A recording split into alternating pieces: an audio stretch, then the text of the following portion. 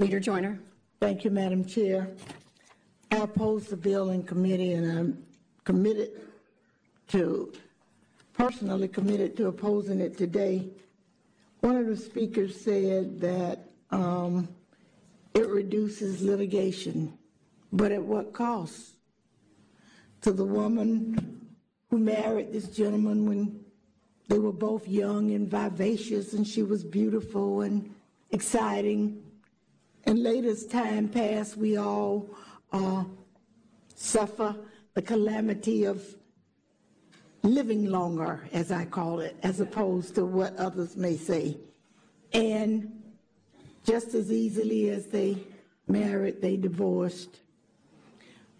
But during the ensuing years of the marriage, she gave up the right to pursue her independent career because she wanted to be a loving wife and a responsible and caring mother.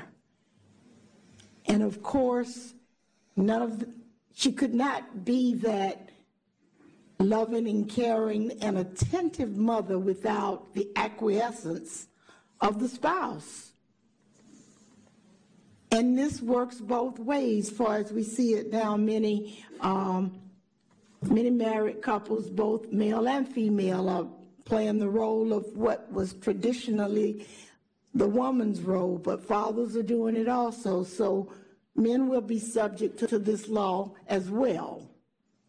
But in the meantime, she gave up her right to pursue her dream because she wanted to be the perfect mother and that supportive wife, the one that had the meal prepared every night when he got home, made sure that the house was clean, the kids were always impeccable, acting as a chauffeur every day, taking the kids from school to soccer to plays to baseball.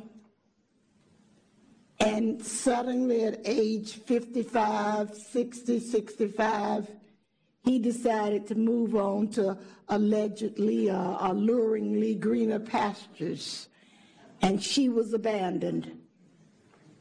And now we are going to take this measure to drastically impact the income of that woman who was so adorned by this man who now does not want to give her what she is entitled to, because this college-educated woman who was on even par with him intellectually, but let it all go because in the interest of being what society at that time said, and some in the minds of some men even today, I want her to stay home and raise my kids.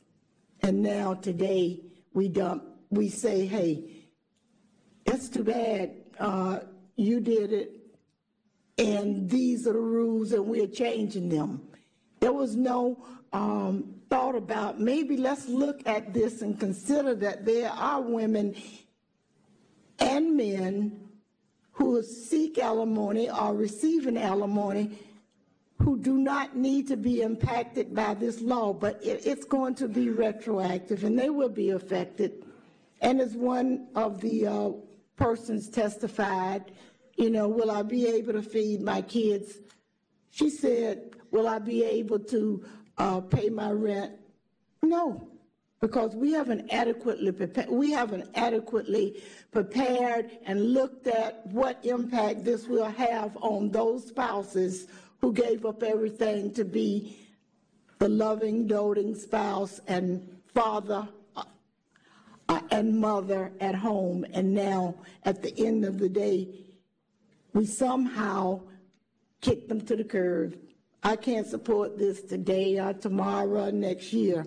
I realize that parties, some 13,000 persons support the bill, of course, because they're all paying alimony and they'd like to see that stop. They'd like to end it.